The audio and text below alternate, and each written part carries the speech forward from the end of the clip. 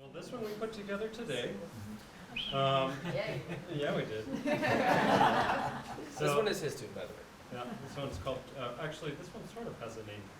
This is the first tune I wrote that I was just so ready to write. I came here wanting to write a piece about a volcano. And I'd much rather write a piece about a volcano by a waterfall than by a volcano. It's good inspiration, I'd say. So if I was like a person who lived near a volcano, I would be a little afraid that it would erupt. And I would write a song for it to kind of like, you know, coax it to stay calm. So I would write a commemorative dance for the volcano.